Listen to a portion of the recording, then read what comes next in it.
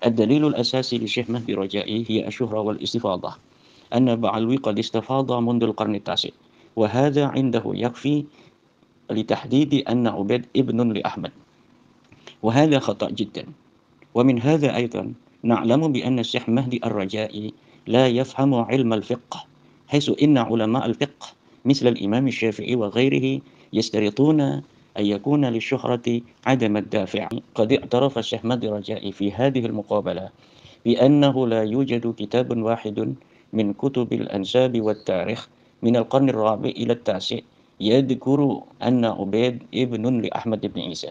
Belum satu hari, baru beberapa jam diupload video Said Mehdi Rojai, Kiai Haji Madudin sudah merilis tanggapannya.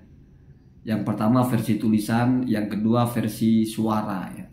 Entah video dengan suara, tapi yang saya lihat cuma suaranya saja saya dengar.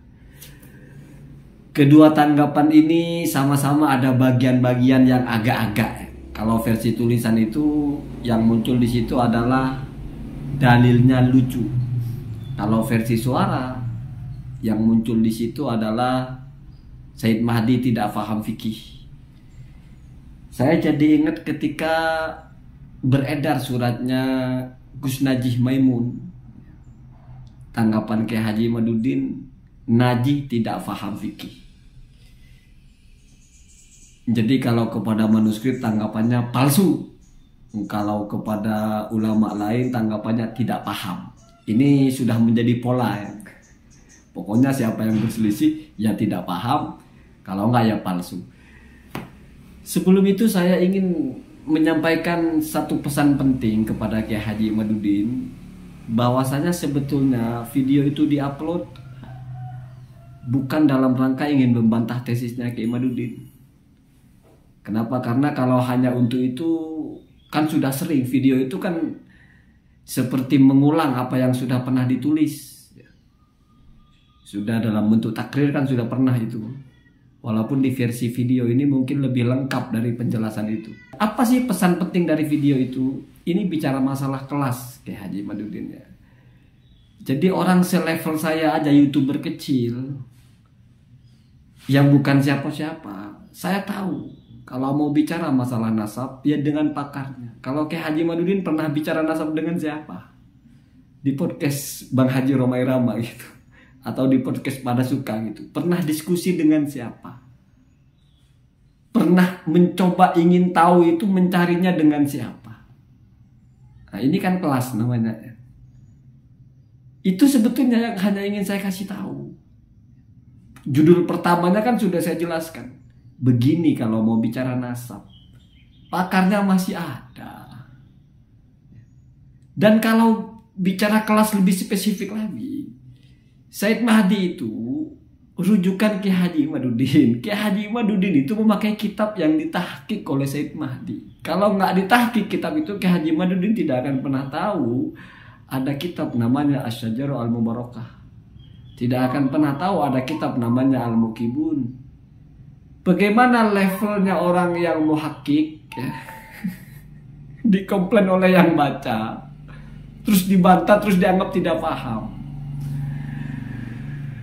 Saya kira ini tidak butuh diperdebatkan ya. Kitalah yang berpikir pelan-pelan, ini ada apa sebetulnya, kok sebegitunya gitu. Kemudian yang sedikit menggelitik adalah ketika narasi pengantarnya Said Mehdi mencoba menolong saudaranya Syiah yang ada di Indonesia. Kenapa mulai digeser-geser kepada antara Syiah? Itu levelnya seperti komentator. Kok ujung-ujungnya nanya kepada Syiah? Padahal kitab Tahdhibul Ansab itu siapa yang nulis kalau bukan ulama Syiah? Kitab Al-Fahri, terus kitab Al-Majdi. Jadi kalau misalnya orang-orang Sunni itu tidak mau pakai kitabnya Syiah, terus kamu mau cari nasab dari kitabnya siapa?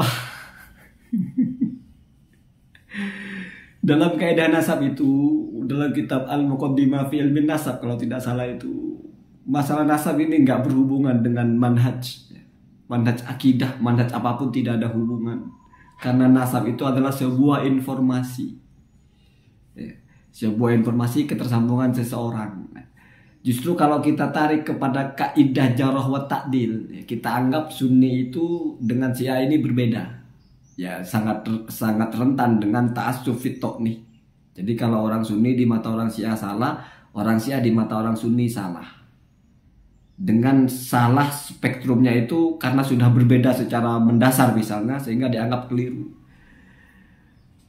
Kalau seorang yang to'in atau muta'assif fit nih, yang selalu menyalahkan, itu justru penilaian negatifnya tidak dipakai. Kalau penilaian positifnya itu otomatis sahih. Jadi Said Mahdi ketika bicara Ba'alawi, apalagi dikonotasikan dengan di Indonesia sebagai tempat yang paling banyak, coba dihitung di Indonesia itu Ba'alawi Sunni Syiah itu ada berapa persen? Memangnya ketua Robitonya itu orang Syiah, Habib Bahar orang Syiah memangnya gitu ya. Bukankah di Indonesia itu yang dari kalangan Habib yang muncul pertama kali membuat perlawanan, lalu kayak Madrid pindah-pindah gawang berkali-kali, itu bukankah itu Habib Hanif yang membawa Raudhul Jali, kemudian dibilang itu palsu, setelah ditunjukkan aslinya berubah lagi, dua-duanya ditolak. Lalu berubah lagi, ya sudah diterima tetapi tidak ditemukan sumbernya, ganti-ganti gawang. Itu bukan Syiah, itu Habib Hanif itu. Jadi kalau misalnya polemik ini antara Kiai Imaduddin dengan Habib Hanif, Said Mahdi menolong siapa? Walaupun bukan masalah itu ya, bukan masalah itu. Kemudian yang saya heran juga, kenapa sampai ada narasi tidak paham fikih itu loh. Padahal kalau kita simak dalam narasinya Said Mahdi itu, ya kamu simak lagi konten saya itu. Di situ dijelaskan bahwasanya ulama fikih Sunni, ulama fikih Syiah sama saja masalah itu ya, masalah syura wal istifadhah. Masalahnya adalah Kiai Haji Imaduddin ini merasa sesuai dengan kaidahnya Ibnu Hajar al-Asqalani, yaitu wa ma yasbutu bisyura wal istifadhah an-nasabu illa ayyasbuta ma yukhalifuhu. Jadi Kiai Haji Imaduddin ini merasa sudah tetap tesisnya itu kebenaran. Dia merasa menemukan sesuatu yang mampu menganulir sukhrohnya Ba'alawi. Padahal logika sederhananya begini, kita tahu sekarang ulama yang masih hidup banyak yang jauh di atas Kiai Haji Imaduddin. Misalnya ulama Azhar. Kalau misalnya benar bahwasannya sudah subut yang menolak atau dafi ya, kalau dafi atau penolakan dari syurohnya Ba'alawi, ya mereka tidak akan diam kayak Haji Imaduddin ya. Syekh Usamah misalnya al-Muhaddis. Kadang-kadang kita berpikirnya ini seperti orang-orang yang memang hanya dia yang paling jago gitu, sehingga semua orang salah, semua orang palsu. Nambah lagi melintir-melintir, katanya Said Mahdi mengatakan tidak ada satupun kitab nasab. Aduh, makanya kalau nyimak jangan di-skip-skip. Said Mahdi itu menjelaskan kitab yang sampai kepada kita, baik Al-Fahari atau Asy-Syajarah, itu ringkasan dan bagian kecil saja. Sementara kitab-kitab nasab itu banyak. Bahkan Al-Fahri menulis 60 jilid. Tetapi itu sudah tidak ada, tidak ketemu. Bisa jadi nama-nama itu ada di situ. Itu kalimat Said Mahdi Kiai Imaduddin. Lalu dari mana Said Mahdi bilang tidak pernah ada kitab nasab menyebut, tidak pernah ada kitab sejarah menyebut? Itu kan tafsiran Kiai Haji Imaduddin, di mana dipersempit menjadi sebetulnya yang dimaksud Kiai Imaduddin itu adalah kitab yang dicetak. Kalau masalah itu tahun 2023 sudah ada jurnal dari Singapura ya, Yusuf bin Ishaq Institute. Itu konten saya diambil sebagai rujukan di situ. Saya yang bilang malah, kalau untuk menjawab pertanyaan Kiai Haji Imaduddin, adakah kitab nasab yang sezaman dengan Ubaidillah, yang dicetak, yang menyebut nama Ubaidillah, maka untuk menjawab itu, ya memang seperti mau memasukkan lubang unta, memasukkan jarum ke lubang unta. Tidak akan pernah ketemu. Hatta yalijal jamalu fi samil khiyat. Itu bahasa saya dikutip di jurnal itu. Kenapa? Karena kitab yang dicetakkan itu saja. Tahdhibul Ansab, Al-Fahri, terus Al-Majdi, Ibnu Inaba, ya. Kan kita sudah bisa baca, memang tidak ada. lalu menuntut di situ ada. Ya tidak akan pernah bisa, kitabnya sudah dicetak, benar sudah tidak ada, terus kita tuntut harus ada di situ. Makanya saya bilang, ya itu sama dengan Anda mau memasukkan unta ke lubang jarum. Ya tidak akan pernah terjadi. Sama dengan begini, saya sudah nulis. Ya. Maman, Mimin, Mumun. Terus kamu tuntut di tulisan saya harus ada Mukidi. Ya nggak ada, Pak. Memang tidak ada. Semua orang tahu masalah itu. Tetapi apakah mentelisik nasab dengan kitab begitu lalu mengisbat atau mengibtol, itu persoalannya kayak Madudin itu. Jadi jangan lagi berpolemik, oh ternyata kata Said Mahdi pun tidak ada kitabnya. Satu lagi saya khawatir lagi, ini Kiai Madudin akan pindah gawang rupa-rupanya. Pindah gawangnya begini. Saya sudah catat bahwa, apa bahasanya ya, Anda itu bilang manuskripnya Rumi Lapas itu palsu. Padahal itu tahu itu bukan manuskrip nasab, bukan manuskrip sejarah. Itu isnad. Artinya sudah punya serangan yang baru, yaitu palsu. Bukan masalah itu bukan kitab nasab atau bukan kitab sejarah. Saya khawatir nanti misalnya ada data yang tua, yang lulus tes karbon, tapi bukan kitab nasab, bukan kitab sejarah. Lalu Kiai Madudin bilang, oh saya nggak mau, saya maunya kitab nasab, kitab sejarah. Inilah yang saya bilang kelas ya, kelas dan level. Jadi kadang-kadang memang seringkali orang itu tidak mengerti batasan dirinya gitu. Dia baru baca ibaroh-ibaroh lalu merasa lebih tahu dari semua orang. Baru dia yang menemukan ibaroh itu. Yang lain tidak pernah tahu. Ibnu Hajar itu mengatakan begitu dalam kitabnya. Jadi cuma Kiai Madudin yang tahu itu, sehingga orang tidak paham fikih. Ini tidak paham.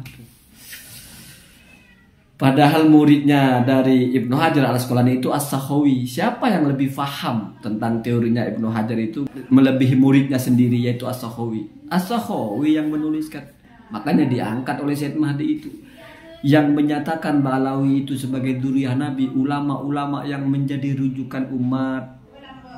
Mereka adalah orang-orang yang terpercaya. Tidak mungkin mereka menulis tanpa ada dasar. Bisa jadi sebelumnya itu sudah suhroh. Ini bukan omong kosong, Gemat. Kalau Gemat baca kitab nasab begitu. Dalam kitab nasab itu dijelaskan bahwasanya kalau seorang nasabah athiqah itu sudah mencatatkan sebuah nasab, fawola batud donni lahu bayyinatun wa illam tasil nasabatan akhar.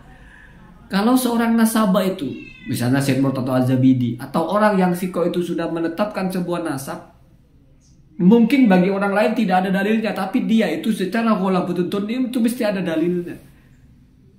Bisa jadi dia tahu ada kesuhrohan waktu itu. Bahkan kata Said Mahdi itu, bisa jadi suhrohnya dari abad keempat, abad kelima dari awal, begitu ya. Kenapa? Karena kalau seorang nasabah itu sudah mengatakan ini nasabnya begini, ya, nasab ini sahih, itu mesti ada pendalilannya. Cuma ya semuanya dipaksa harus sama dengan keimat dalilnya.